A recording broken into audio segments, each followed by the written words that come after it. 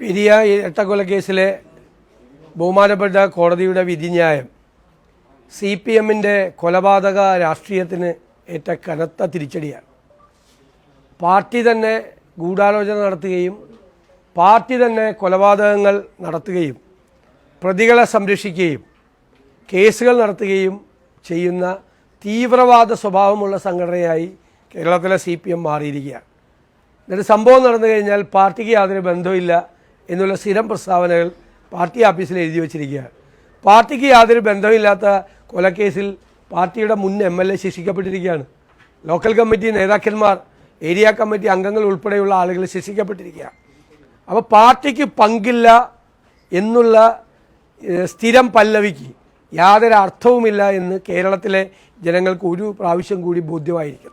ഈ കേസിൽ 10 പ്രധാനപ്പെട്ട പ്രതികൾക്ക് ഇരട്ട ജീവപര്യന്തവും അതുപോലെ 4 പ്രതികൾക്ക് 5 വർഷം തടവുമാണ് കിട്ടിയിരിക്കുന്നത്.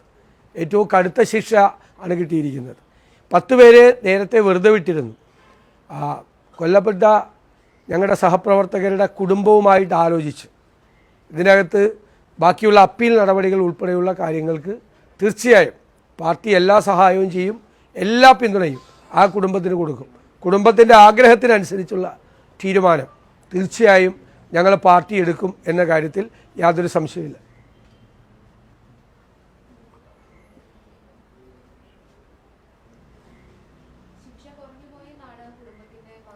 അല്ല, കാരണം അവരുടെ മക്കളാണ് നഷ്ടപ്പെട്ടിരിക്കുന്നത്. ക്രൂരമായ കൊലപാതകമാണ് ഇത്. റയറസ്റ്റ് ഇൻ റയർ കേസാണ്. അപ്പോൾ അവർ സ്വാഭാവികമായിട്ട് അത് പ്രതീക്ഷിച്ചിരുന്നു കുടുംബം. പിന്നെ ഇരട്ട ജീവപര്യന്തമാണ്. ഞാൻ അതുകൊണ്ടാണ് പറഞ്ഞത് കുടുംബവുമായിട്ട് ആലോചിച്ച് അവരുടെ ആവശ്യം അനുസരിച്ചുള്ള ബാക്കിയുള്ള നിയമ നടപടികൾ കൂടി സ്വീകരിക്കും. എന്തായാലും 10 പേരെ വെറുതെ വിട്ട കേസിൽ ഉൾപ്പെടെയുള്ള കാര്യത്തിൽ അപ്പീൽ കൊടുക്കുന്നതിനെക്കുറിച്ചുള്ള ആലോചന കൂടിയുണ്ട്. ഇത് CPMന്റെ രീതിയാണ്. ഈ മറ്റുള്ളവർക്ക് രാഷ്ട്രീയ പ്രവർത്തനം നടത്താൻ അവസരം കൊടുക്കില്ല. ഈ ചെറുപ്പക്കാർ കുറ്റകൃത്യങ്ങളൊന്നും ചെയ്തിട്ടില്ല ഇവരെ കൊന്നത്. ആ ചെറുപ്പക്കാർ അവരുടെ ഗ്രാമത്തിൽ രാഷ്ട്രീയ പ്രവർത്തനവും പൊതുപ്രവർത്തനവും സാമൂഹ്യ പ്രവർത്തനവും ജീവകാരുണ്യ പ്രവർത്തനവും ഉൾപ്പെടെ നടത്തി ജനങ്ങളുടെ ഇടയിൽ ഈ ചെറുപ്പക്കാർക്ക് സ്വാധീനം വർദ്ധിച്ചു വരുന്നത് കണ്ട് അത്തരം ആളുകൾ CPMലല്ലാതെ വളരണ്ട എന്ന് പാർട്ടി തീരുമാനമെടുത്ത് കൊന്നതാണ്. ഇത് സ്റ്റാലിൻ്റെ റഷ്യയിൽ നടന്നിരുന്ന പോലത്തെ കാര്യങ്ങളാണ്. ക്രൂരമായ കൊലപാതകമാണ്. ഒരു കാരണവുമില്ലാതെ നടത്തിയ കൊലപാതകമാണ്. നാട്ടിലെ ജനപ്രിയരായ ചെറുപ്പക്കാരെ 2 പേരെ ക്രൂരമായി കൊല ചെയ്യ പാർട്ടിയാണ് അതിൻ്റെ പുറകിൽ. അതുകൊണ്ടാണ് ഞാൻ പറഞ്ഞത് കേരളത്തിലെ CPM എന്ന് പറയുന്നത് അന്തർദേശീയ തലങ്ങളിൽ പ്രവർത്തിക്കുന്ന തീവ്രവാദ സംഘടനയേക്കാൾ മോശമായി കൊലപാതകങ്ങൾ ചെയ്യുന്ന ഒരു പാർട്ടിയാണ്. അവരുടെ തനിനിറമാണ് പുറത്തു വന്നിരിക്കുന്നത്. അവർക്ക് എങ്ങനെ ഈ സംസ്ഥാനം ഭരിക്കാനുള്ള അവകാശം ഉണ്ടാകുന്നത്? ചെറുപ്പക്കാരോടാണ്. ഒരു കുടുംബത്തിലെ പാവപ്പെട്ട കുടുംബത്തിലെ ഇടത്തരം കുടുംബത്തിലെ ചെറുപ്പക്കാരോടാണ് ഈ ക്രൂരത ചെയ്തിരിക്കുന്നത്. സ്വന്തം മക്കൾക്ക് വേണ്ടി എല്ലാ കാര്യങ്ങൾ ചെയ്യുകയും മറ്റുള്ളവരുടെ വീട്ടിലെ കുഞ്ഞുങ്ങളെ കൊല്ലുകയും ചെയ്യുന്ന അധമമായ രാഷ്ട്രീയത്തിൻ്റെ ഏറ്റവും വലിയ ഉദാഹരണമാണ് ഈ കൊലപാതകം. എന്നിട്ട് എന്താ ചെയ്തത്? CBI പോലീസിനെ കൊണ്ട് തെളിവുകൾ നശിപ്പിക്കാൻ വേണ്ടി ശ്രമിച്ചു. കുടുംബം CBI അന്വേഷണത്തിന് കോടതിയിൽ പോയി.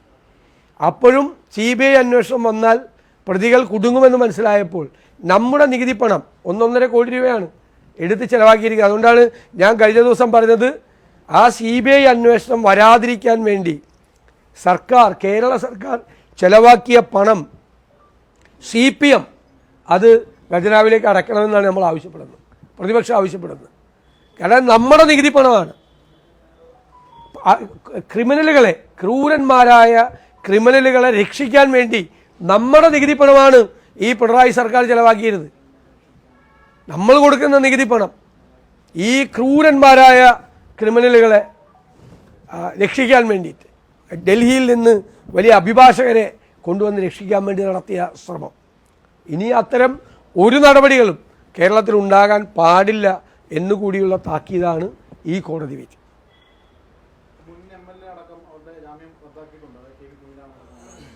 അവർ ജയിലിലേക്ക് പോകും. അപ്പോൾ ക്ലിയറായില്ലേ? എല്ലാ TP ചന്ദ്രശേഖരൻ്റെ കൊലപാതകം കഴിഞ്ഞ് മാഷാ അള്ളാഹ് സ്റ്റിക്കർ ഒട്ടിച്ചിട്ട് പോയി കാറിൽ, വേറെ ആളാണെന്ന് കാണിക്കാൻ. എന്നിട്ട് പാർട്ടിയുടെ പ്രധാനപ്പെട്ട നേതാക്കൾ ജയിലിലായി അല്ലേ, ക്രിമിനലുകൾ ജയിലിലായി. ഈ കേസിൽ പാർട്ടിക്കൊരു ബന്ധമില്ല എന്ന് പറഞ്ഞു. പാർട്ടിക്ക് ബന്ധമില്ലാത്ത കൊലപാതകത്തിൽ മുൻ MLA എങ്ങനെ അകത്തു പോകുന്നത്, പാർട്ടിയുടെ നേതാക്കന്മാർ എങ്ങനെ അകത്തു പോകുന്നത്? അപ്പോൾ അതൊരു സ്ഥിരം പല്ലവിയാണ്. ഞാൻ പറഞ്ഞ പോലെ പാർട്ടി ഓഫീസിൽ എഴുതി വെച്ചിരിക്കുക, ഏത് കൊലപാതകം കഴിഞ്ഞാലും അപ്പോൾ പ്രസ്താവന കൊടുക്കാൻ പാർട്ടിക്ക് ബന്ധമില്ല. ജനങ്ങളെ കബളിപ്പിക്കുകയാണ്, നമ്മളെ പരിഹസിക്കുകയാണ്, നമ്മളെ കൊഞ്ഞനം കുത്തി കാണിക്കുകയാണ് ഈ കൊലപാതകം നടത്തിയിട്ട്. അതാണ് നടക്കുന്നത്.